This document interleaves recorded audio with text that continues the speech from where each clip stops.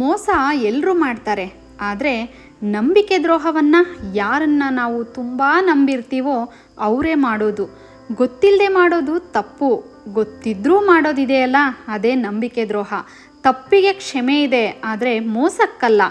ಮತ್ತೆ ಮತ್ತೆ ನಂಬಿಕೆ ದ್ರೋಹ ಮಾಡೋ ಅಂಥ ವ್ಯಕ್ತಿಯನ್ನು ನಿಮ್ಮ ಮನಸ್ಸಿನಿಂದ ಮೊದಲು ನೀವು ಕಿತ್ತೆಸೆಯೋದೇ ಒಳ್ಳೆಯದು. ನಾಣ್ಯಕ್ಕೆ ಹೇಗೆ ಎರಡು ಮುಖಗಳಿರುತ್ತವೆಯೋ ಹಾಗೆ ಮನುಷ್ಯರಿಗೂ ಕೂಡ ಎರಡು ಮುಖಗಳಿರುತ್ತವೆ. ಅದು ಹೊರಗೊಂದು ಒಳಗೊಂದು. ಅವಶ್ಯಕತೆಗಳಿಗೆ ತಕ್ಕಂತೆ ಅದನ್ನು ಬದಲಾಯಿಸ್ತಾರೆ. ಇದು ಕಟು ಸತ್ಯ. ಇಂತಹ ನಂಬಿಕೆ ದ್ರೋಹ ಮಾಡುವವರ ಮುಂದೆ ಎಷ್ಟೇ ಕಷ್ಟ ಬಂದರೂ ಕುಸಿಯಬಾರ್ದು, ಹಾಗೆ ಹೆದರಿ ಓಡಿ ಹೋಗಬಾರ್ದು. ಒಬ್ಬ ವ್ಯಕ್ತಿ ಯಾವಾಗ ಇನ್ನೊಬ್ಬ ವ್ಯಕ್ತಿಯ ಬಗ್ಗೆ ನಂಬಿಕೆಯನ್ನು ಕಳೆದುಕೊಳ್ಳುತ್ತಾನೋ ಅದೇ ಕೊನೆ.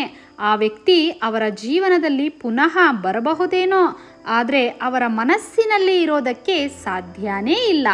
ಯಾಕೆ ಅಂದರೆ ಅವ್ರ ಮೇಲೆ ಇರುವ ಆಸೆ, ನಂಬಿಕೆ, ವಿಶ್ವಾಸ, ಪ್ರೀತಿ ಶಾಶ್ವತವಾಗಿ ದೂರ ಆಗಿರುತ್ತೆ.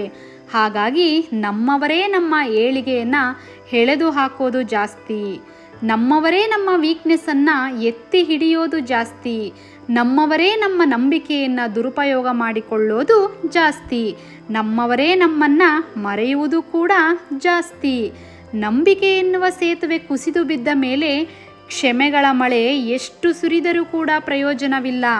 ಯಾರ ಜೊತೆ ಎಷ್ಟರ ಮಟ್ಟಿಗಿರಬೇಕೋ ಅಷ್ಟರ ಮಟ್ಟಿಗೆ ಮಾತ್ರ ಇರಬೇಕು. ಎಲ್ಲವರು ನಮ್ಮವರೇ ಎಂದ್ಕೊಂಡು ಒಳ್ಳೆತನ ತೋರಿಸಿದರೆ ಮುಂದೆ ಅವರೇ ನಮಗೆ ಕೆಟ್ಟೋರು ಅನ್ನೋ ಪಟ್ಟ ಕಟ್ತಾರೆ.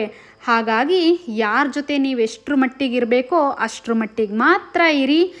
ಇಲ್ಲಿ ಎಲ್ಲರೂ ನಿನ್ನವರಲ್ಲ. ನೀವಿನ್ನೂ ನಮ್ಮ ಚಾನಲನ್ನು ಸಬ್ಸ್ಕ್ರೈಬ್ ಮಾಡಿಲ್ಲ ಅಂದರೆ ಸಬ್ಸ್ಕ್ರೈಬ್ ಮಾಡಿ. ಹಾಗೆ ವಿಡಿಯೋ ಇಷ್ಟ ಆದರೆ ವಿಡಿಯೋಗೆ ಒಂದು ಲೈಕ್ ಮಾಡಿ. ಇನ್ನೊಂದು ಮನದಾಳದ ಮೋಟಿವೇಶ್ನಲ್ ಜೊತೆ ನಾನು ನಿಮಗೆ ಮತ್ತೆ ಸಿಗ್ತೀನಿ. ಧನ್ಯವಾದಗಳು.